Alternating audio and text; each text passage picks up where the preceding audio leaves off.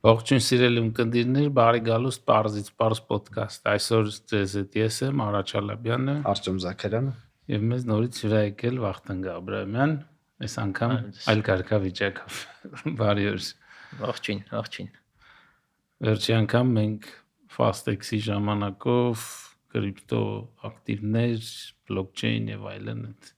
հետաքրքիր թեմաներով էինք խոսում։ Այո։ Հիմա Վախթանգը վերադարձել է բանկային համակարգ, ոնց որ մեր մոտ դրան ասում են, TradFi Traditional Finance։ DeFi TradFi։ Դե արդեն այնքան ախառնվել որ traditional-ը մի քիչ հասկանալի չի որ մեկնա։ Ոնց է։ Աշխվի առնելով կարգավորողի փորձը, հետո լրիվ այլ կողմ չկարգավորված ոլորտը, որը նոր սկսվում է կարգավորվել, եւ մեկ էլ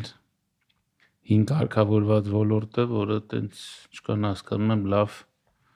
ռուսի ասած շեյքափի մեջ։ Հետաքրքիր է,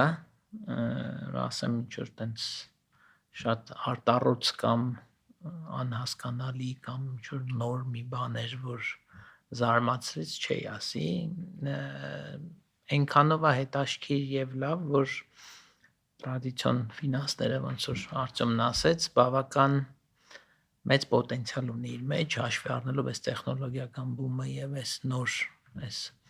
ֆինտեքոտ բաղադրիչները, որ կան աշխարհում արդեն այդ սիներգիաները, եթե ճիշտ կարողանաս անես, ինձ թվում է շատ լուրջ մրցակցային առավելություններ կունենաս այս հիմքի վրա։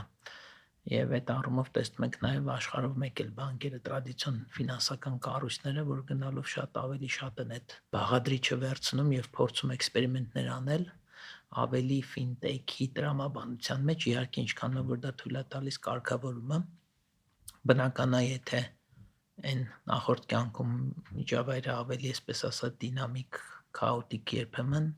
այստեղ այնուամենայնիվ գործ ունես մարդկանց փողերի դեպոզիտների շատ ավելի կարգավորված միջավայրի հետ եւ շատ մարդիկ ովքեր այնտեղ նույնիսկ ռիսկը չէին անում գալ, այստեղ կան մեր շարքային հաճախորդները, քաղաքացիները եւ այդ շատ ավելի պատասխանատու օրակարգ է էլի այդ իմաստով։ Իսկ ԿԲ ինչքան 30 եղավ մոտ 26 տարի աշխատելուց հետո որ այն կողմից համակարգը իրար հետ ենք ինքը տենց որպես համակարգ քիչ ավելի ուրիշ ձևի է հնչում, գալիս ես մտնում ես մեջ մի քիչ ուրիշ ձևի է, ինձ թվում է, էլի։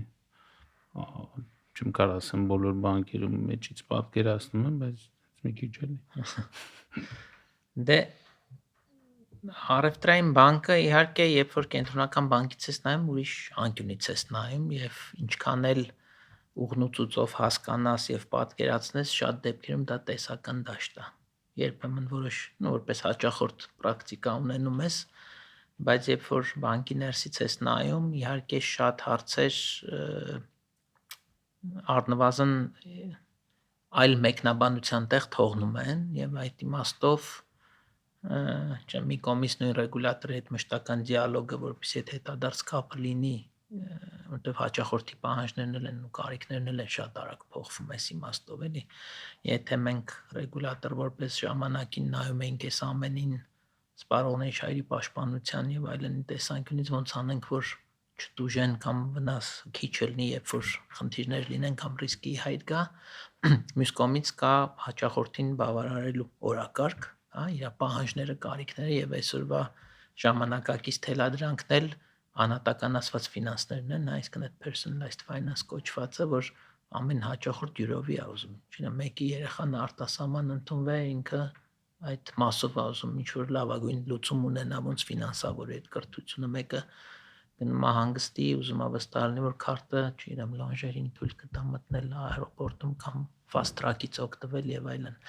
Եվ այդ իմաստով բոլորի վերաբերյալ այդ տեղեկատվությունը նախ ունենալը, հավաքել այդ վարքագիծը, վերլուծելը եւ փորձել, այսպես ասած, ամեն մեկի հակով իր բաճկո նկարել, բավական բարդ գործ է եւ շատ դինամիկ է։ Հիմա այլ Փառք Աստծո է, թե մոդան, թե հրամայականը թելադրում է արհեստական բանականություն, այլ նմանատիպ գործիքներ այդ իմաստով էլ մի կողմից օգնում է դա շատ արագ այդ տվյալների այդ ամբողջությունը վերլուծելու, բայց մյուս կողմից էլ նոր բազմաթիվ մարտահրավերներ ա բերում իր հետ։ Հասկացա, Եվրոպական կենտրոնական բանկը, Անգլիայի բանկը բավականին այդ մասով մտահոգված են այդ ուժտիվ չասեմ էլի։ Ինչ մասով։ Արհեստական ինտելեկտի էլի, դրանց ռիսկերի կառավարման մասով պահանջները ոնց որ խստացնում են էլի։ Դե առնվազն հիմա Եվրոմիությունը, եթե չեմ սխալվում, անցյալ շաբաթ օրենսդրություն ընդունեց, որով դու պարտավոր ես արդեն հայտնես ու ցույց տաս, որ սույն կոնտենտը կամ պրոդուկտը մշակվել է արհեստական բանականության միջոցով կամ առնվազն մասսակազմում։ Իհարկե վտանգավոր գործիք է մի կողմից, բայց մյուս կողմից էլ ոնց որ ով ճիշտ եւ գրագետ կարողանա այդ ամենը օգտագործել, որտեվ նորից կրկնվեմ, մենք գործ ունենք ահռելի ծավալ տեղեկատվության հետ։ Մարդկային գործոնով դա, այսպես ասած, էքստենսիվ մշակել այդ ամբողջը, մարդկանց ավելացնել ամեն անգամ որ լինի արդյունավետ չի եւ ժամանակավրեպել է շատ դեպքերում։ Դրա համար պետք է հասկանալ, որն է ճիշտ լուծումը եւ փորձել կիրառել դա այնի։ Մի քիչ ուրիշ ուղղությամբ տանեմ։ Բանկային համակարգը ռեկորդային շահույթներ ունի վերջի 2 տարվա ընթացքում 3 երևի 4։ Ու այդ դինամիկան դեռ աճող է շահույթների։ Հա որ փոքր, չեմ ասում այն տեմպով, որ ինք աճում է 23-24 թվականին, բայց համեմատաբար աճող դինամիկա է։ Միևնույն ժամանակ մի քանի բանկերում տեղի ունեցան փոփոխություններ top management-ի գործադիր տնօրենների մի քանի բանկերում։ Քո կարծիքով դա ինչով է պայմանավորված։ Այսինքն հիմա սեփականատեր եմ, ես ունեմ ռեկորդային շահույթներ, ի՞նչն է ինձ դրդում, որ ես փոխեմ ղեկավարությունը բանկում։ Սեփականատերերի տեղը չպատասխանեմ, ես սեփականատեր չեմ, Չէ, բարձր, բայց կարծում եմ փոփոխությունները տարբեր են եղել իրականում, դու բոլորը նմանացրել, բայց իրականում այս տարի շատ են եղել։ Մի քանի հատ չէ։ Տնօրենների մասին։ Տնօրենների փոփոխությունները բավականին շատ են եղել։ Եթե հաշվես որ 17 հատ բանկ ունենք, մի 6 հատ եթե չեմ սխալվում։ Շատ է, էլի, չի որ սեփականատիրոջ նախաձեռնությամբ եղել է դեմ ասում էլի։ Բաում, եթե ես Կա որ տնօրենը ինքն է դուրս եկել։ Հա, դա։ Առնվազն մի քանի դեպք ես գիտեմ։ Դա է, դա տնօրենը ինչ է դուրս գալիս։ Ես կարծում եմ Դա պիտի սեփականատերից հարցներ շահույթը ապավելու բարակը։ Չմեկնաբանեմ ինչ են դուրս եկել երևի թե, բայց բանը, այստեղ ուղղակի ուզում եմ ասեմ, որ երևի թե լավ ժամանակներում սկսել նախաձեռնել փոփոխություններ ավելի պրոակտիվ լինելով եւ հասկանալով, որ այս շահույթների այս ալիքը կամ ժամանակահատվածը թերևս մոտենում է ավարտին կամ առնվազն նույն ծավալները չեն լինելու, մի շարք օբյեկտիվ հանգամանքներից ելնելով, երևի թե նոր սկզբունքներ որդեգրելու կամ նոր մոտեցումներ ցուցաբերելու, թե հին խնդիրները լուծելու տեսանկյունից, թե նոր մարտահրավերներին դիմակայելու, միգուցե այդ օրակարգով արի, ամենայն դեպս իմ գալս բանկ ավելի շատ պայմանավորված էր նոր օրակարգ բերելով, տրանսֆորմատիվ օրակարգ բերելով, թե բանկի, թե որպես կազմակերպություն, թե հաճախորդների հետ հարաբերությունների առումով, թե պրոդուկտների բազմազանության եւ նաեւ այս ժամանակակից տեխնոլոգիական այս առաջընթացի ոնց որ արդյունքները հնարավորինս լավ եւ արդյունավետ կիրառելու դրամաբանությամբ։ Կարելի է ենթադրել, որ Արադ բանկը փորձել է լինել առաջտար թվային բանկինգում, то есть digital banking-ում, թե դա ուղղակի մի փոքր մաս է լինելու ընդհանուր փոփոխությունների։ Թվային բանկինգը, գիտեք, հիմա անբաժան մաս է բանկային ծառայությունների եւ դրանով փորձել տարբերվել, կարծում եմ դա ունենալ չունենալու հարցը չի, էլի, պետք է ունենանք։ Մենք ավելի շատ փորձում ենք այնպիսի քաղաքականություն եւ ռազմավարություն որդեգրել, որտեղ հաճախորդակենտրոն ենք լինելու։ Եթե հաճախորդը ուզենա ավելի շատ թվային լուծումներ, մենք պետք է ունակ լինենք դա տալու։ Եթե ավելի շատ ուզենա, չգիտեմ, պայմանական ասեմ բազմաֆունկցիոնալ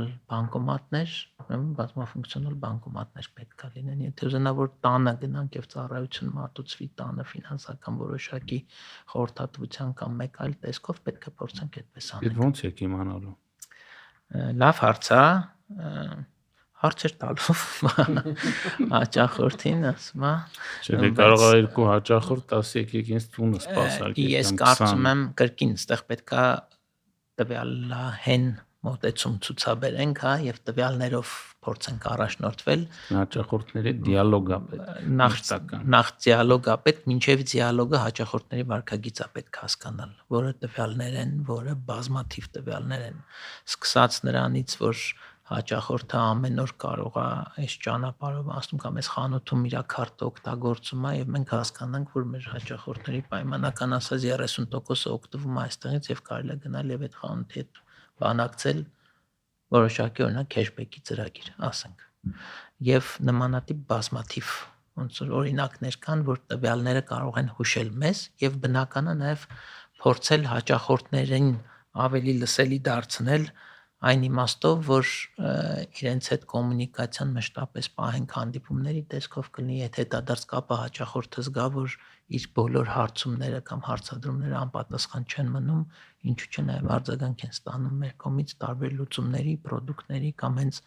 անմիջապես իրեն հետ կապ հաստատելով եւ այդ խնդիրը լուծելով կամ առաջարկը անելով։ Ես որ դուրս եմ գնում, արդյոք այտենց մի շուտ բան բացահայտում եմ իմ համար, էլի օրինակ ես վերջերս Ուզբեկստան էի գնացել, բացահայտեցի, որ մեր բանկի քարտերը Google Pay-ը չի աշխատում հենց արժույթի հետ կապված։ Ուզբեկական սոմը, չգիտեմ, ինչ-որ սև ցուցակի մեջ է, ֆիզիկական քարտով կարող էի վճարեի, Google Pay-ով չի կարող վճարեի, եկա դիմեցի, ճշտեցին, պատասխանեցին, բայց չգիտեմ,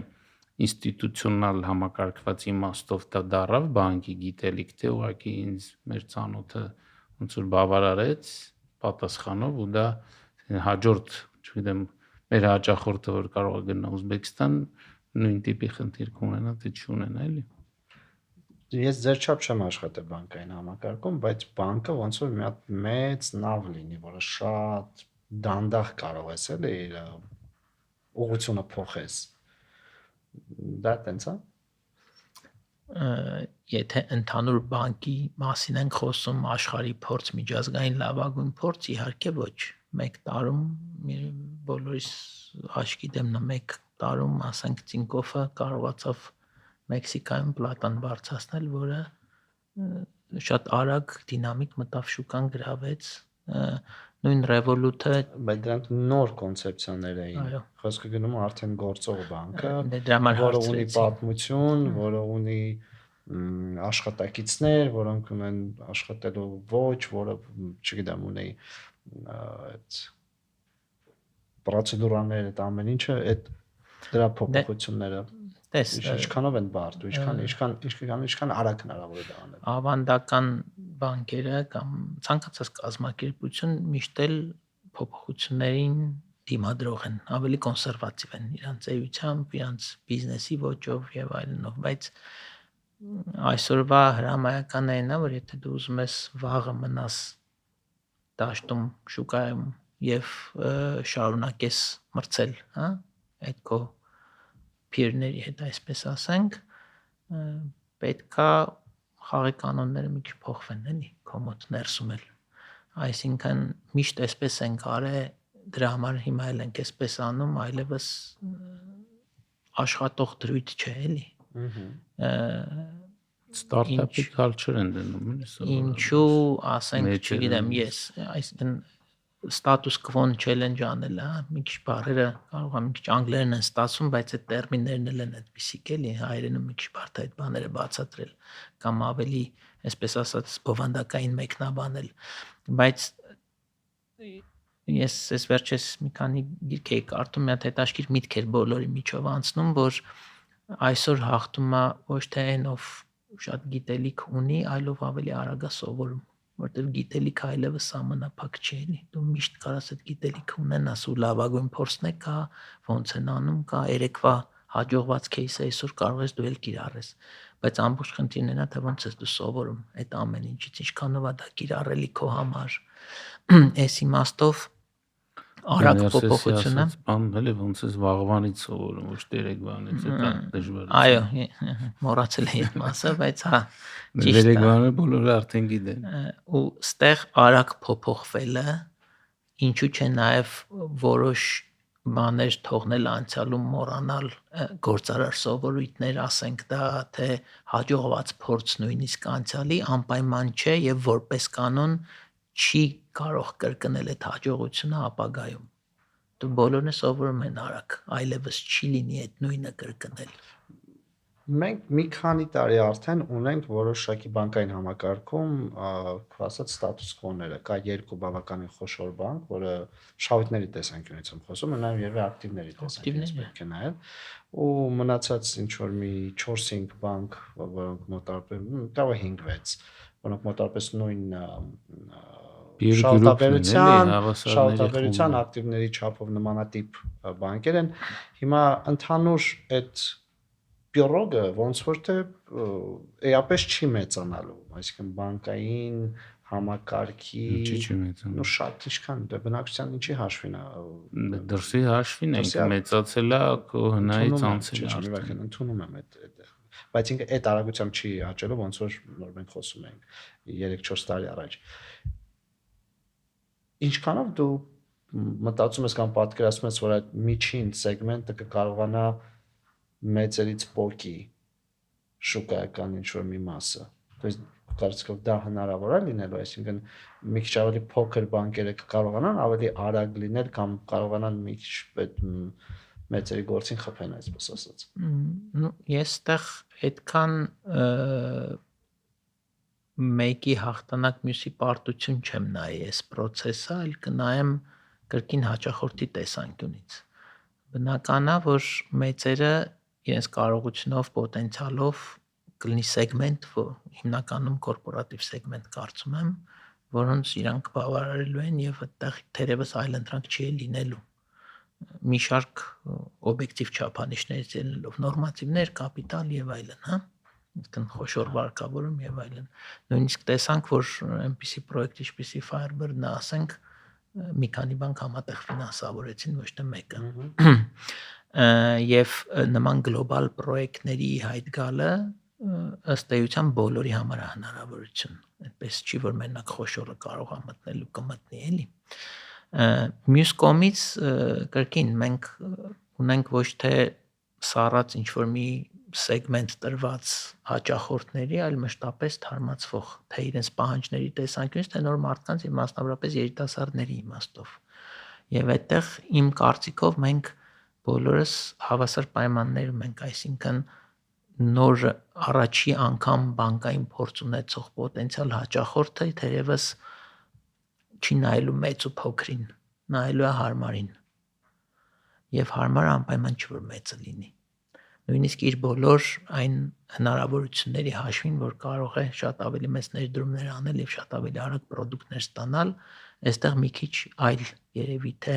աշխատանք, ոճի, պրոդուկտի, մտածելակերպի եւ մոտեցման հարց է, որը ծավալի հետ կապ չունի եւ այստեղ շատ եմ կարեւորում ոնց որ գալիս ենք այն կետին, որը իմ համար քրիտիկական է, դա այն թիմի հասկացությունն է, ով որ հավաքվում է քո շուրջդ, որպեսզի այդ փոփոխությունը անի։ Եթե մարդիկ կրեատիվ են, եթե մարդիկ յուրովի են նայում իրենց կյանքի փորձը դնելով մի կողմ, բայց նաև սովորելով եւ միայն անցյալին հղում չանելով, նաև ինչու՞ չէ ընդունելով սխալվելու հավանականությունը այդ փորձի, հա, գաղափարախոսությունը, ապա կարծում եմ, որ յուրաքանչյուրը բանկերից հնարավորություն ունի իր նիշան զբաղեցնելու կոնկրետ սեգմենտի համար։ Տոկոսային եկամուտը ինչ բանն է կազմում շահույթների մեջ, մոտ 70%-ը, ոչ տոկոսայինը, մի քիչ ավելի քիչ։ Ընդհանուր համակարգը։ Դες ինչ եմ հարցնում, ես ասեմ։ Օրինակ, իմ մոտ տպավորությունը 17 հատ բանկ կա, չէ, Հայաստանում, բայց ես տեսնում եմ որոշակի օլիգոպոլիկ վարքագիծ։ Չնայած որ 17 մասնակիցը Հայաստան, 17 բանկ է Հայաստանում։ Այսինքն տոկոսադրույքները վարկի մոտավորապես նույնն են։ Չգիտեմ, ոչ տոկոսային եկամուտ, այսինքն կոմիսիոն բաները այդ եկամուտները, որ ստանում են բանկերը կամ քաղաքականությունը գնային, մոտավորապես նույնն է։ Ինձ միշտ հետաքրքիր է եղել, եթե դու ունես, ենթադրենք հիմա թվեր ասեմ, այսքան որ բանկերից այդքան լավ չեմ, ասենք 5% դու ունես բան, տոկոսային մարժա, դիցուկ, 5% տոկոսային մարժա ունես։ Ինչու օրինակ բանկերից մեկը կամ մի քանիսը չեն ագրեսիվ ձևով փորձում վարկերը բերել իրանց մոտ, ավելի ցածր տոկոսադրույքներ առաջարկելով։ Շատ, ախր հենց մեր շուկան այսօր հենց դրա մասին է իրականում։ Ինչքան հայտարարություններ կան, գործող վարկը վերաֆինանսավորեք մեր մոտ -2%-ով օրինակ։ Շատ կա։ Այլ հարց, որ քանակական ցուցանիշներով մրցել են նման փոքր շուկաներում, ինքդ էլ ես հասկանում, որ ինչ որ սահմաններ կան օբյեկտիվ, որից ավելի չես կարող դու անես։ Եվ այդտեղ շատ կրիտիկական է դառնում որակական ցուցանիշները։ Ինչքանով ես կարողանում հաճախորդին, այդ ամբողջական սերվիսը մատուցես, որը ոչ միայն տոկոսի մասն է, եւ ես շատ հաճախորդներ գիտեմ օրինակ, ովքեր ասում են, եթե ես լավ ծառայություններ ստանամ, ինչ որ ինձ պետք է, ես այդ 1-2%-ին չեմ նայելու։ Ու այդ այդպես է կա։ Այսինքն այստեղ մեդալը երկու կողմ ունի։ Թե մրցակցությունը կա, իհարկե այն խելամիտ, եւ ես աշխարհի մեջ չգիտեմ, որ այդպեսի մեծ, ասենք մի երկրի կամ մի յուրիսդիկցիայի շրջանակներում, ասենք, չգիտեմ, 15-20% լինի։ Իհարկե անհատական մոտեցումներ միշտ կան, լավագույն հաճախորդին, ով որ քեզ ապահովում է ոչ տոկոսային եկամուտ եւ այլն, դու բնականաբար կարող ես անհատականացված մոտեցում ցուցաբերես, բայց օֆերտայի տեսանկյունից այդ սահմանափակ է։ Այսինքն դու կարծում ես, որ բանկերը մաքսիմալ փորձում են պայմաններ առաջարկել հաճախորդներին, որ բերեն իրանց մոտ։ Այդտեղ ռացիոնալ վարքագիծ է գործում, իհարկե։ Ցանկացած գնով հաճախորդ բերել, լավ հաճախորդ բերել եւ պատրաստ են շատ բանի։ Նույն կորպորատիվ հաճախորդին բերելուց դու միայն վարկի տոկոս չես ասում։ Քարտ ես տալի, պոս ես տալիս, մի խոսքով բանկոմատ ես դնում եւ այլն։ Դու ո՞նց ես գնահատում ընդհանուր, ես վերջերս օրինակ շատ քիչ եմ լսում բողոքներ ընդհանուր բնակչությունից, որ բանկերը շատ բարձր են տոկոսադրույքները դնում, չգիտեմ, մեզ բան են անում, գրփում են, տենց բան, կա ժամանակին էլի տենց ինչ որ բաներ, տրամադրություններ։ Հիմա վերջերս տենց չեմ լսում։ Դու ես սուբյեկտիվ է իմ կարծիքս, իհարկե չեն անում եւ այդ իմաստով երևի թե ֆինանսական գրագիտությունն է երևի թե բարձրացել մեր քաղաքացիների մոտ, որտեղ հասկանալի է, որ ծրի փող կամ ծրի որևիցե բան չի լինում եւ հետեւաբար փողն է գին ունի եւ այդ իմաստով կա։ Երկրորդը սակագնային, այսինքն մրցակցությունը բերել է նրան, որ սակագնային քաղաքականությունն է որոշ չափով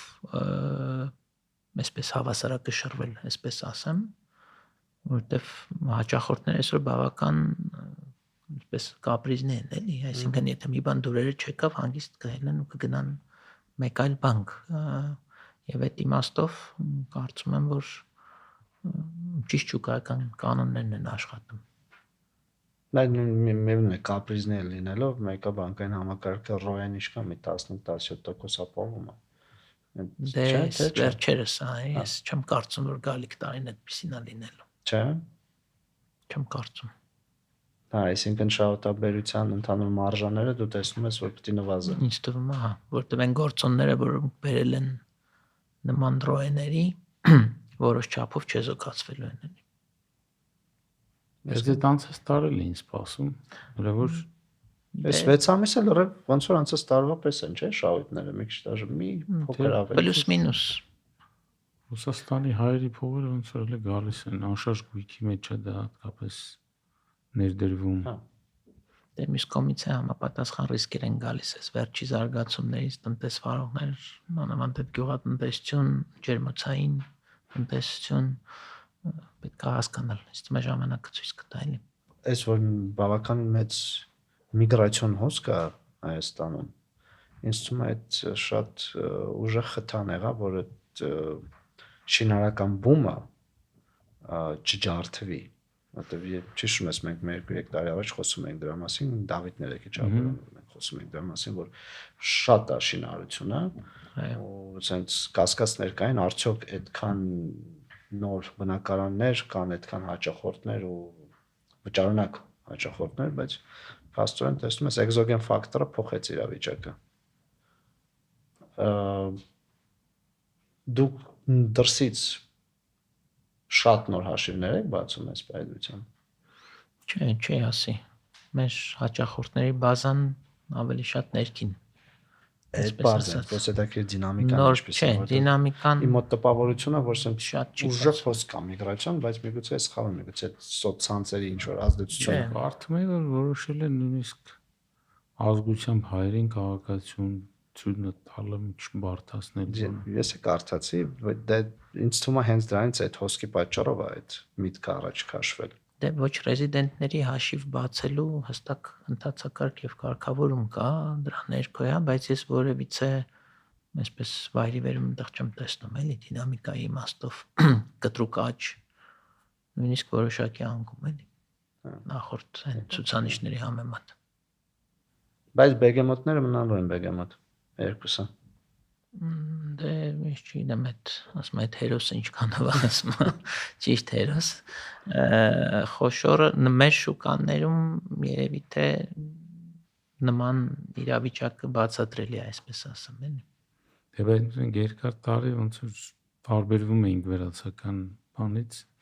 այնտեղ երկու ուղիղ խոշոր կար Bank of Georgia TBC-ը մեր մոտ ավելի համասար էր բայց այս վերջի տարիներին ոնց որ սկսեց շարժվել բայց մեկը ոնց որ այնտեղ այդ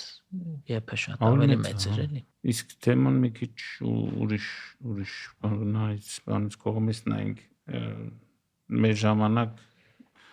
ԿԲ բանկերը երևի ամենահետաքրքիր կամ երիտասարդների համար ձգտելի տեղերն էին աշխատելու այսօր ոնց է մի պահ կար որ այս IT բումը երիտասարդներին տանում էր լրիվ այդ դաշտ կոդավորում էին բոլորը սովորում եւ այլն հիմա կոդավորման դարը ոնց որ անցնում կամ ամենայն դեպս մասսայական չի այլևս իսկ բանկերելի հետ գալիս են երիտասարդները թե մեկը կան հոսք կա իհարկե երիտասարդների եւ երևի թե երկու այսպես բաղադրիչ ունի դա ինչքանով ես փորձում եմ նորեկների հետ զրույցներ ունենամ նաեւ ինտերվյու անեմ տենց պատճառները հասկանամ դրդապատճառները իրենց գալու նո այսպես եթե մեկ բառով ասես կարիերան հա մի կողմից որ ուզում են ձգտում են ոնց որ մտնեն բանկ սովորեն աճեն հա եւ ելնելով դրանից նաեւ իրենց բարեկեցությունը այսպես ասած հասցնեն որոշակի մակարդակի որպես լավ վարձատրվող միջավայր նախկինում է կարծում եմ այդ կոդավորման բումն էլ որ եղավ էլի վարձատրության օրակարգներ դրթում էլի իրենց գնալու շատ արագ շատ հեշտ ինչ որ չափով հեշտ գումարներ աշխատեին այստեղ աշխատուժի իմաստով երևի թե նաև այն բացասական որ նա պրոբլեմային կողմի մասին պետք է խոսենք որպես գործատու նաև որ ցավոք սրտի այսօրվա կրթությունը բավարար չի որպեսի գալացողը հա նորեկը երբ որ գալիս է աշխատանքի բարձրագույն կրթությամբ կարողանա անմիջական կամ թեկուզ շատ փոքր այսպես ասած աշխատանք տանելով իր հետ մտնի գործի մեջ խոսքը այդ գիտելիքի կիրառելիության եւ ընդհանրապես աշխատելու կարողության ու ունակության մասին է որտեղ կարծում եմ շատ աշխատանք ունենք տանելու որտեղ ցավոք սրտի շատ դեպքերում ականատես ենք լինում որ մարդկանց պետք է պոտենցիալ ահա որ լավ շատ դրական պոտենցիալով երիտասարդներ են բայց իրանք չեն սովորել աշխատել չեն տեսել ինչա այդ դիսցիպլինան չեմ հազար մի բան կա իհարկե ժամանակը թելադրում այլ բան կարող մենք ենք հին մտածում չեմ կարող այստեղ ոնց որ դիլեմա կա իհարկե բայց այնուամենայնիվ ես արևմտյան կրթության տեր մարդը եւ այստեղինը նայում եմ տարբերությունը ակնհայտ է էլի Նոր աշխատուժի կարիք կա։ Լավ աշխատուժի կարիք միշտ Դա կա։ հասկացա, բայց նկատի ունեմ բանկի աշխատակիցների քանակը ավելացնելու կարիք կա։ Չեմ կարծում։ Այդ պարագայում փոփոխությունը տեղի ունենալու գործող աշխատակիցների հաշվին, այսինքն լինելու են մարդիկ, ովքեր որ երևի թե չեն բավարարում այն պահանջներին, որ հիմա դրվում են, իրենց պիտի փոխվի, տենց է ստացվում, չէ՞։ Այլ ոչ թե նոր աշխատուժը։ Նախ շրջապտույտը բանկային համակարգում աշխատակիցների բավական մեծ է եւ մշտապես կան մարդիկ, ովքեր ոնց որ մեկ բանկից մյուս են գնում եւ այդ իմաստով միշտ տեղ կա թարմարություն։ Մարդիկ կան դուրս են գալիս, մարդիկ կան, ովքեր չեն համապատասխանում, ինչպես նշեցիր, բայց դա մեծ մասը չի։ Եվ վերջին հաշվով նաև օպտիմիզացիան է բերում նրան, որ շատ աշխատատեղեր ուղղակի մի քիչ, եթե առաջ 5 հոգով էին կարողանում այդ գործառույթն անել, հիմա 3-ով էլ կարող են անել։ Բայց ավելի է քչանալու, չէ՞։ AI-ի պատճառով հələ կարող ավելի ինչ որտեղ է, բայց AI-ը նրա մասին չի, որ մարդուն փոխարինի լրիվ։ AI-ը ավելի շատ նրա մասին է, որ մեխանիկական կրկնվող աշխատանքը ավելի արագ եւ որակով արվի առանց մարդկային սխալի այդ գործոնի, իսկ մարդը ավելի ստեղծագործ աշխատի։ Օրինակ իրավաբանական վարչությունները պիտի որ քանակապես նվազեն, թե չէ։ Նայած ոնց է process-ը դրված։ Եթե այդ օրինակ, չգիտեմ, վարկայինում Եթե թուղթա 18 հատ էջ գրվում լրացվում ամեն անգամ կամ Excel-ից բացվում է մի շիթը մյուսի մեջ կոպի է արվում, բնական է դա կարող է փոխարինվել։ Բայց եթե case-ն ավելի լուծվում եւ ավելի բովանդակային աշխատանք է տարվում,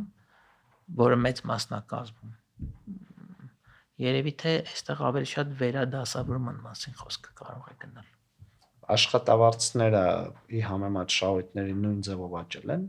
լավ մի քանի տարվա ընթացքում։ Այսինքն օրինակ աշխատավարձային ֆոնդը, չգիտեմ, եթե շահույթը աճել է 30%, աշխատավարձային ֆոնդն էլ է համապատասխանաբար աճել։ Սուտ չեմ ուզում խոսամ, ինձ թվում է չէ, ես պետք է նայեմ այդ մասը, չեմ շատ խորացել այդ մասով, բայց ասեմ ուրիշ ձև շահույթին զուգահեռ նաև բոնուսային համակարգերն են փոխվել շատերի մոտ։ Եվ այդ իմաստով այդ համապատասխան ցուցանիշներ, KPI-ներ կոչվածները, որոնք թույլ կտան շահույթով պայմանավորված նաև բոնուսների ինչ որ մի այսպես ասած հարաբերակցություն որոշել, նման մոտեցումներ շատ են նկատվում եւ այդ թվում մեր բանկում են փորձումներ դնել դա։ Դրանք ավելի շատ top management-ին չեն վերաբերվում։ Չէ, ամեն սեգմենտ իր մասով, իր համամասնություններով։ Էլ եմ ասում, քանի որ բանկում չեմ աշխատում, ես ուղղակի լսել եմ որոշ բաներ, էլի պատմություններ, թե ինչպես են մշակվում այդ բոնուսային համակարգերը ու մեծամասամբ դա վերաբերում է top management-ին։ Ես օրինակ մեր այս համակարգը վերանայելու տեսանկյունից առաջարկել եմ նաև մեր աշխատակիցներին յուրաքանչյուր աշխատակցին հետադարձ կապով գալ, թե ինչպես իրանք են գնահատում, ինչ ցուցանիշներ են, որոնք իրանք իրենց աշխատանքը կգնահատեն, որոնք են դրանք, որպեսզի լսելի լինեն, հասկանանք եւ փորձենք այդ հետադարձ կապը ապահովենք եւ ունենանք արդյունք, որը նախ եւ առաջ թափանցիկ կլինի, հետո արդար կլինի եւ երկրորդն էլ բոլորը շահերից կբխի։ Տեսնենք ոնց կստացվի։ Բայց դու ընդհանուր զգում ես, չէ՞, մոտիվացիան, այսինքն ուղղությունը համ բանկի ղեկավարության, համ բանկի աշխատակիցներին, պրինցիպի իրանք նույն ուղղությամբ մոտիվացված են։ Այո, բայց դա բացառապես շահույթով պայմանավորված մոդել չպետք է լինի։ Բոլորս հասկանում ենք դա։ Իսկ ավանդական բանկում փոփոխությունը ո՞նց է գնում։ Դե նոր բացահայտումներ, չելենջներ կան։ Սովորաբար իմ կարծիքով բոլոր փոփոխություններն էլ անորոշություն են առաջացնում, բայց եւ ամեն մեկը իր ուրույն բաներ ունի էլի։ Դե ավանդական բանկի սահմանումն էլ մի քիչ բարդ արդեն տալ, այնտեղ շատ արագ ամեն ինչ փոխվում, երեկվա առաջադեմ այսօր արդեն ավանդական է, Բայց այնուամենայնիվ երևի գիտես ամենամեծ վտանգը որ տեսնում եմ այդ էլի անգլերեն տերմինը legacy-ն որ կա, հա, այսինքն միշտ այսպես են կարել, դրա համար այսպես են անում։ Կամ ասենք ասում ես ոնց ինչ եք սենց անում, ասում եմ դե ես որ եկել գործի եմ ընդունվել սենց ա եղել, ես եմ շարունակում սենց անել։ Այդ իմաստով այդ գործարար սովորույթը երբեմն տենց քար է էլի ոտքից կախված, որ բոլորին ձեռա տալի, մինչև որ մեկը նոր չկա, որ այդ մարտահրավերը չնետի, էլի իսկ ինչի։ Ինչ հավելյալ արժեք են։ Ես գիտեմ, որ շատ առաջադեմ ընկերություններ դրսում օրինակ նման մոտեցում են ցուցաբերում, ասում են, եթե դու ունես հանձնարարական կատարելու կամ քո առօրյա գործառույթն ես իրականացնում եւ չես տեսնում, քեզ չի տրվել կամ բացատրվել կապը ռազմավարական նպատակի հետ, կարող ես այդ գործը չանես։ Այդպես ուղղակի ինստրուկցիա կա։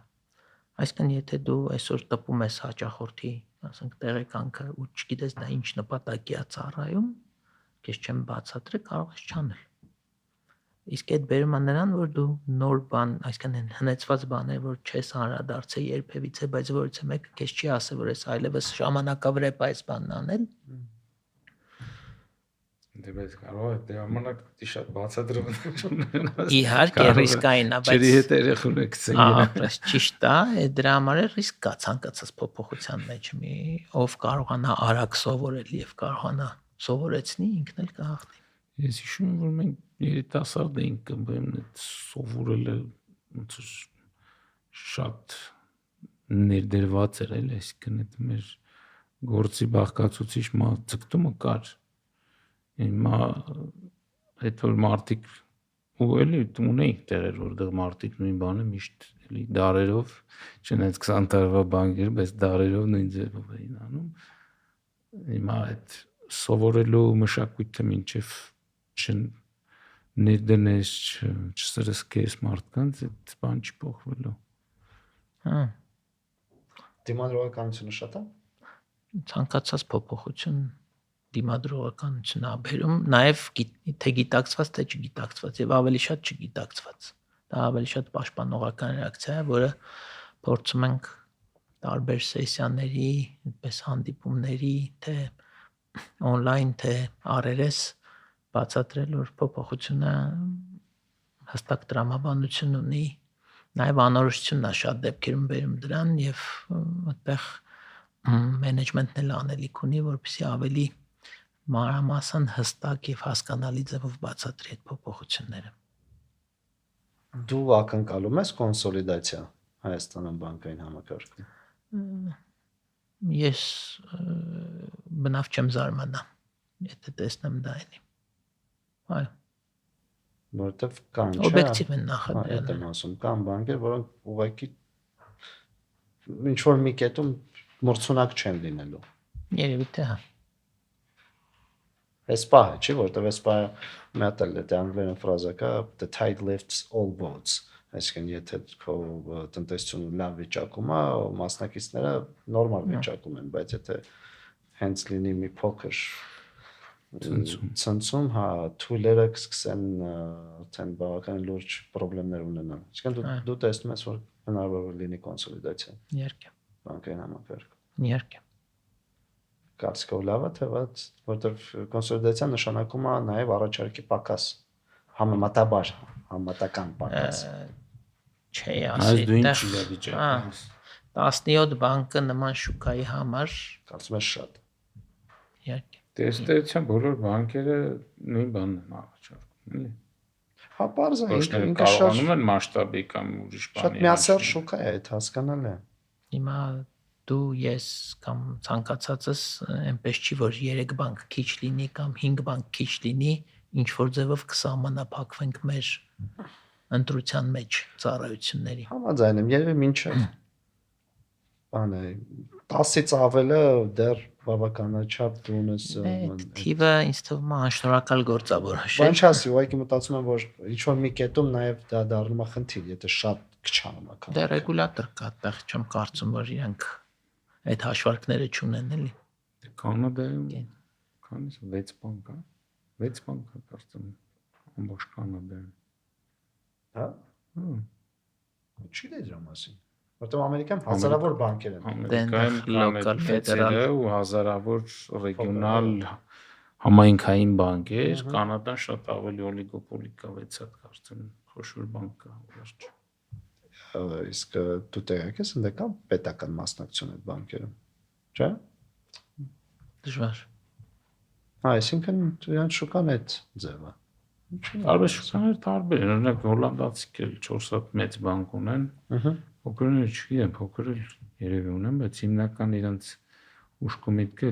մեծ 4-ն են, դե իրանք միջազգային բանկեր են, էլի։ Բայց դա տարբեր են։ Այսինքն այդ մոդելը աշխատում։ Դե ստոմա ունիվերսալ չի լինում բոլորի համար նույնը։ Նույն Ուզբեկստանում 34 բանկ կար, իրանք մեզանից 13 անգամ մեծ են, բնակչությունով չէ, իրանք էլ չգիտեին, ասենք 34 հատ իրանք ինչին է պետք, որտեղ մեծ մասը պետական է։ 13 անգամ ինչն է մեծ ակտիվները նկատի։ Բնակչությունը։ Բնակչությունը Ուզբեկստան 13 անգամ 40 միլիոն է։ Համարյա Ուր ես ասում։ Բարի 1 միլիոնով ավելի։ Միլիոն երեխա է ծնվում տարին։ Բարձա։ Իսկ անձնակազմի թեմային որ հետ կանք հների նորերի անը ոնց է գնում։ Ավերժական թեման։ Այս ամեն ինչ անում եմ, որ հներ նորերի այդ զգացումը չլինի, իհարկե չգիտեմ, երևի ժամանակ է պետք, որ նաև համոզվեն, նորից եմ ասում, ինձ թվում է դա ամեն օր ապացուցելու բան է, էլի։ Մարդկանց, որ նոր մարդը որ եկել է անպայման չի, որ ինչ որ բաժանումներ լինեն, ինչ որ տարբերակումներ կամ պիտակավորումներ լինեն, իհարկե նոր սկզբունքներ են, նոր մոտեցումներ են, բայց եթե դա արդար է, եթե դա մաքսիմալ թափանցիկ է, որին մենք ձգտում ենք, բնական է նաև նոր թիմի նոր մասնակիցներ ենք ներգրավում, կարծում եմ այդտեղ էլ բազմաթիվ լուծումներ կան, տեխնիկաներ կան, որ համատեղ աշխատանքով, թե աշխատաժամին, թե աշխատանքից դուրս ստրատեգիական սեսիաներ եւ այլն, այդ leadership life կոչվածով եւ այլնով փորձում ենք առաջ տանել։ Նորից կրկնվեմ, ժամանակ է պետք, որպեսզի յուրացվի։ Մենք էլ ենք սովորում, որտեվ իմ համար էլ շատ բան կա նոր, որ ես մի ձև եմ պատկերացրի, հիմա ստիպված եմ փոխվելու նաև դրական իմաստով են։ Արտյոմ, ես մի հատ ես ուզում բանկում աշխատել։ Ես ինձ չեմ վերցրել։ Ռեզումե թարմացրեմ։ Ես այդ ուրախությունները չունեմ, որ բանկում եմ։ Դու քեզ ինչ որ բան դրել ես քո անձնական նպատակ բանկը ուր տանելու, չգիտեմ 3-ից 5 տարվա կտրվածքով։ 3-ից 5 տարին շատ երկար բան է։ Հա։ Ամեն տարի պետք է վերանալ 3-ից 5 տարի, եթե ասես 20%-ն է վերջում։ Այդպես չի լինելու։ Այս տեմպերով նույնիսկ մեր տարածաշրջանում։ Ես գրեթե վստահ ավելի դինամիկա փոփոխություն։ Իհարկե 3 տարին ամենաերկար ժամանակահատվածն է, եթե այդ սահմանվածի 50%-ն էլ անենք, լուրջ ձեռքբերում կլինի։ Շատ բան չեմ կիսվի բնական է։ Հա, չէ, բան չեմ ասում։ Բայց դու ունես քո պատկերացումը, թե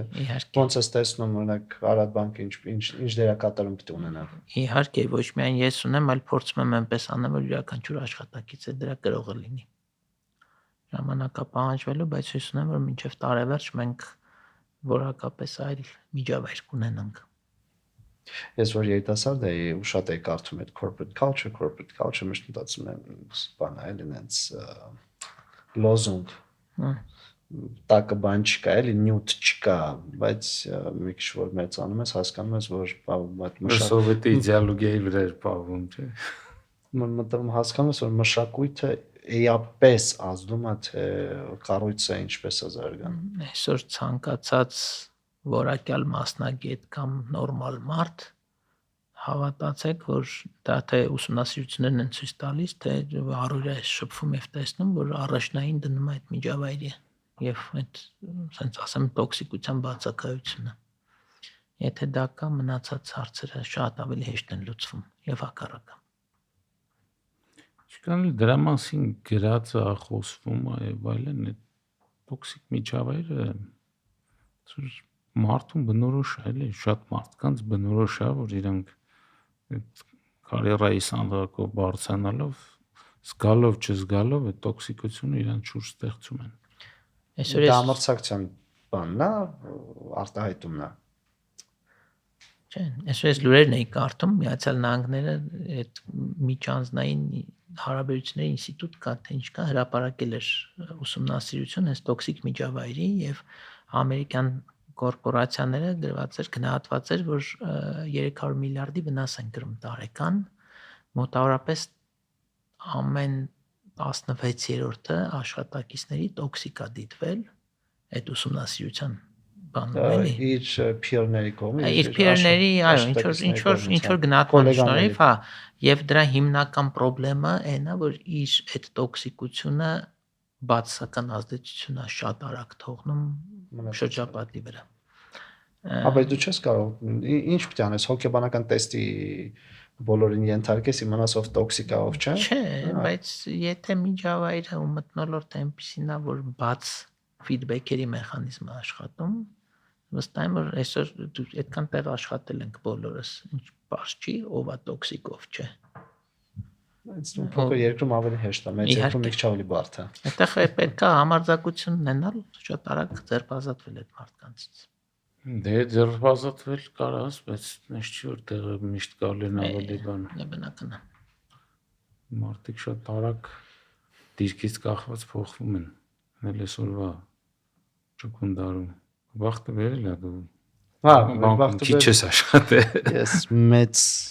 կոլեկտիվներում շատ քիչ եմ աշխատել։ Շատ քիչ ժամանակ։ Դա էլ նաև խայսաթ ինչ ունի բան, էլի։ Դե ամեն ինչ կարող է փոխվել։ Հարմացրա ռեզյումե թողնի, ինչ է։ Ուղարկեմ ձեզ, համաձայն եմ։ Սկզբում տալիս ես կլոդին մի հատ հայրաստում ռեզյումե։ Մենք ունենք համագործակցելու տեղեր, բայց վստահ եմ։ Այո։ Երիտասարդներին ինչ կասենք։ Բանկ գալու համար կամ այլ։ Կանչեն բանկ թե կոդավորեն։ Տեսեք, մենք չնեմ, եթե գովազդ չի դիտվի, օբյեկտիվ է, որովհետև մենք ուսանողական մասնաճյուղ ունենք պետական համալսարանի շենքում, որը հիմա հենց բառացիորեն այսօրին վերանորոգում ենք, որ նորովի հանդես գանք։ ԵՊՀ-ում, այո։ Սեպտեմբերի 1-ին հասցնել եք։ Մեծ հույսեր ունեմ, ցավոք սրտի են բոլոր ապրանքները, որ մտածում ենք կարող է բոլորը չհասցնենք, բայց ուսանողությունը մեր ուշադրության կենտրոնում է լինելու։ Այդ տնտեսագիտության ամբիոնն է։ Գլխավոր մասնաշենքում հենց, հա։ Բայց դա ընդհանրապես ֆիզիկական ներկայացում է, բնական է մեր ուշադրության կենտրոնում է ուսանողությունը, միայն ուրախ կլինենք թարմուշ, նորովի հայացքներ, մարտահրավերներից չվախեցող աշխատուժ ունենանք, բնական է բարձր պաշտոններ միանգամից չի լինում եւ բարձր աշխատավարձներ, բայց չէ, միանգամից վարչության պետք չի կամ ծնվել։ Դժվար, ես չեմ տեսել։ Կա չէ մեր մոտ կատակ երեխան որտեղ են որ ծնվում, միանգամից վարչության պետք է ծնվում, առնվազն։ Այո։ Եվ այդ իմաստով պետք է հետևողական լինեն։ Մշտապես սովորեն չմտածեն, որ մի բան գիտեն, ուրեմն դա տրված է ու վերջ, մի բան ստացվեց, ուրեմն միշտ ստացվելու է։ Իստում այսօր ավելի դժվար է երիտասարդների համար, ինչ պիտի սովորեն։ Նախ ինչ սովորելը մեր ժամանակ դե տենց բոլոր գնում էին տնտեսագիտություն, պլյուս մինուս կամ իրավաբանություն։ Կամ բժիշկ։ Երկրորդը ոնց սովորեն, այսօր սովորելն էլ է բարդացել։ Ինչքան տեխնոլոգիան զարգացել է, այնքան սովորելը ավելի դժվարացել։ Դե սկզբնական հիմքը ինձ թվում է բոլորի մոտ նույնն է այսօրվա դրությամբ, չգիտեմ, մինչև 9-րդ դասարանը հետո արդեն հա մի քիչ արդեն սկսում են հարցեր առաջանալ, թե այն կրթությունը, որ դու ստանում ես, ինքը արդիականա թե չէ, ընդհանրապես դա պետքականա թե չէ, ու ինչ արագության փոփոխում է ինչ որ դու սովորում ես։ Դե կրթությունը այս դարում երևի թե ավելի շատ մտածելակերպի եւ մտածողության մասին է, քան թե գիտելիքի էլի, նորից ասեմ, որովհետեւ վերջերս հիշում ես նայում ենք այդ McKinsey-ի հետաքրքիր հետազոտություններ կան ժամանակակից աշխատակցի նկատմամբ պահանջները էլի 4 հիմնական ոլորտներ է տեխնոլոգիական գիտելիքներ, բայց ինքնա ոնց է կոչվում self leadership, հա, ինքնառաջնորդում, empathy, այսինքն soft skill-եր են, էլի, soft skill-երի մասին է խոսքը, ոչ թե ինչ-որ բարձրագույն մաթեմատիկա կամ ինտեգրալ իմանալ, էլի, այդ բարձա, որ դրա մասին չի կարող այլևս խոսք լինել։ Այդ իմաստով են հայերը լավ խոսք ունեն, ասում են քթածակով մարդ լինի, մնացածը բոլորը կանենք հիմա այդ։ Հիմա ոնց որ էս AI ընկերությունները գնալով ավելի շատ փիլիսոփաների են վարձում, չգիտեիր։ Չէ, դա չէ, այս բանը այն որ ժամանակին hedge fund-երի մոդա կար որ մաթեմատիկոսներին վարձեն, ոչ թե ֆինանսիստներին, հիմա տենց ինչ-որ բան է, հա։ Փիլիսոփաներին։ Որովհետև ինտերպրետացիաների հարց է, էլի, հիմա։ Վիզիոներներ, փիլիսոփաներ, այսինքն մարդիկ ովքեր կաղապարներից դուրս կարող են տեսնել կամ բազմակողմանի նայել խնդիրներին, շատ կարևոր է։ Ինչ գործառույթով, այսինքն բանը սովորացնի ռոբոտին մտածել ուրիշ ձև, ինչ-որ ինֆորմացիա ուրիշ տեղից ստանա, մշակումը ինֆորմացիա ուրիշ ձև լինի, հա, ինչ-որ տենց մի բան։ Դե ընկալում է, էլի, այսինքն երբ որ չեմ կարող փիլիսոփա չեմ որ ասեմ, mən ենթադրում եմ մոդելների մոտ այդ հալյուցինացիայի այդ բանը որ կա, ռիսկը, որ ինքը յուրովի մեկնաբանություններ է տալիս, քանի որ անհավասարաբեի բնհավասարացի, ուրեմն անհավասարացի շատ դեպքերում կարող է այդպես չի եւ պետք է բացատրել մոդելին օրինակներով։ Տենց նայենք, ուրեմն նույն բանկային համակարգում մեջ պարտադիր չի լինելու, որ ինքը ունենա ֆորմալ կրթություն տնտեսական կամ ֆինանսների ինչ որ մի կետում։ Քթածակով լինի, կարևորը ունակ լինի վերցնել, հասկանալ։ Ես ասեմ, որ մեր մոտ ֆինանսների կրթություն առանձնապես շատ չկա։ Հայաստանում նկատ ունես։ Հայաստանում եւ բանկերում աշխատողների շատերի մոտ։ Լավ, ոչ ես, ոչ դու լավ չենք սովորացնում, ճիշտ եմ հասկանում։ Մենք այդքան այդ գործ չենք ունեցել։ Շատերը պետական համալսարաններում են սովորել, մեկ հետո երբ որ դու ինչ-որ նեղ գործ ես անում ամեն օր, դու գալիս ես անում ես ոնց որ քո նախորդներ արել, հետո տենց ամեն օր նույն բանն ես անում, էլի։ Այսինքն այդ կարող թվում է, որ բանկի աշխատող ֆինանսների մանավ, բանկի աշխատողը կարող զբաղվում է քարտերով, գիտի այդ քարտը ոնց են թողարկում, որեն քանի նիշ է, չգիտեմ, սահմանաչափը ինչքան է, բայց ինքը կարա չիմանալ MPV-ն ինչ է կամ եկամուտ ծախսը ինչ է, հանգիստելի։ Ինչ որ բայց ես չգիտեմ պետքա թե չէ։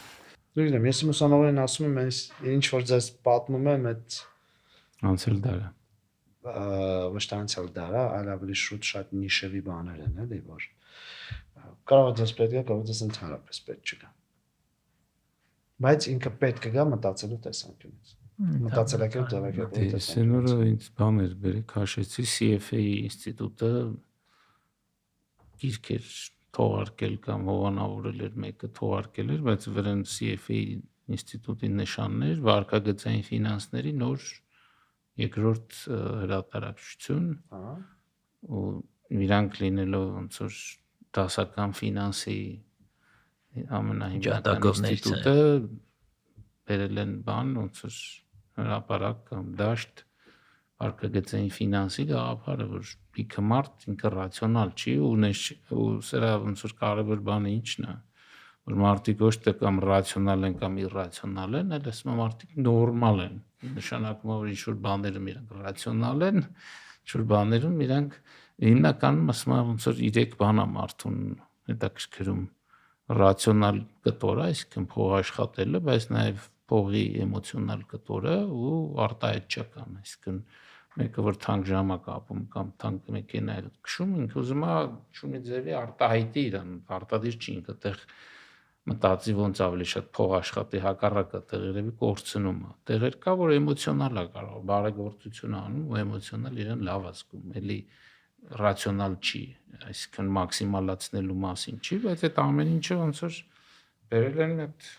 ֆրեյմվորք են սարքել էլի Instagram-յան մշակույթ է շատ գերակայով է այդ արտահայտչական մասին որ խոսենք Դե միշտ էլ եղել է Instagram-ը կարող է դրան ինչ-որ բան տվել բուստ է տվել։ Գլոբալ աուդիտորիա է տվել։ Ժամանակին նախարարությունում չենք, այս նոր բտա փոխնախարարը նոր դեռ տալի, չգիտեմ ոնց է ծրս ընկավ։ Բայց մի քանի բառը մեկ անգլերեն բառեր ասում։ Դրսի կրթություն ուներ։ Հոլանդիայից է եկել։ Չնայած որ Կոտայքում է ծնվել, ֆիզմատ դպրոց է գնացել ստեղ, բայց մի խոսքով այդ խեղճին այնքան կատոկեցին ով չալարեց։ Կոմենտներում նկատի ունես։ Ամբողջ սոցիալական ցանցերը դրանով հարազատ։ Դա էլի տոքսիկ բանի մասին խոսենք, մարդիկ սիրում են ինքնահաստատվելը։ Լավ, առաջարկում եմ մեր այսօրվա զրույցը որ այսքանով սահմանափակվենք, շնորհակալություն հայտնենք Վախթանգին, իր բռնած բարդ գործում հաջողություններ ցանկանամ։ Շնորհակալ եմ ձեր օգնությամբ։ Միանշանակ։ Սիրելի ունկնդիրներ, շարունակեք հետևել մեզ, բաժանորդագրվեք, սեղմեք զանգի կոճակը եւ կհանդիպենք հաջորդ անգամներին։